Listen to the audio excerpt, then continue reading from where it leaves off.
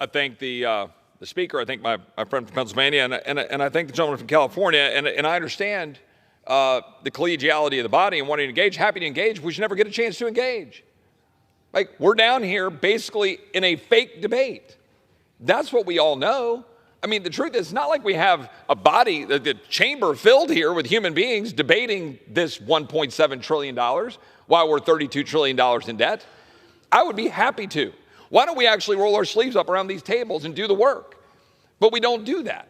We're literally down here. We're going to do, 30 minutes aside, if we even do that, right? And then what? We're going to vote. We're going to vote on a rule that packages together, as I said, deeming as passed a House bill on federal agency reporting goals with a House amendment to a previously passed Senate amendment to pass a $1.7 trillion omnibus combined with a CR for an extension for a week in a lame duck Congress.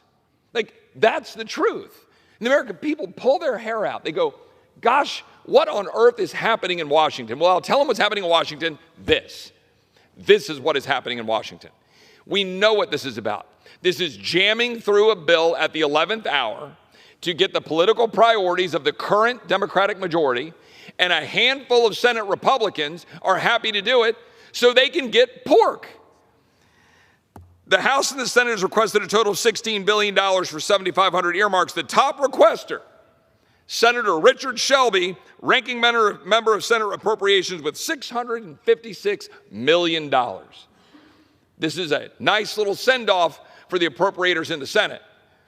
But the fact of the matter is the American people are the ones who get screwed in this deal. They're the ones who end up losing their country with $32 trillion in debt.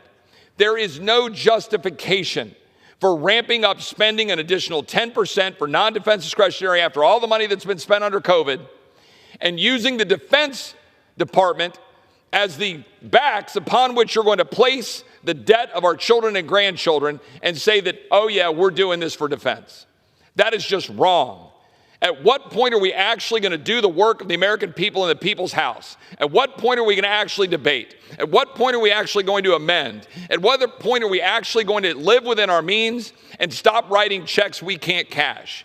The American people are staring at us, they throw their hands up in the air, and they wonder what has become of the country that their brothers and sisters and dads and moms and daughters and sons have fought for.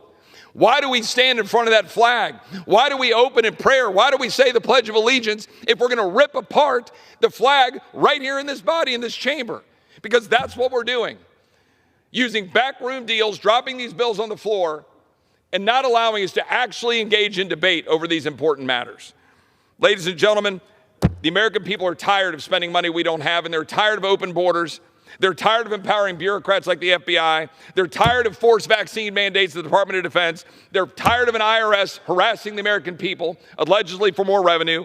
They're tired of an NIH and a CDC making it up as they go along and shutting down economies and jamming it down the throats of the American people. They're tired of an EPA and a Department of Interior restricting Americans' ability to have reliable energy. The American people are tired of it. I hope help is on the way. I'm glad that Republicans seem united against this in the House. And I'm looking at Mitch McConnell when I say this. Do your job, Leader McConnell.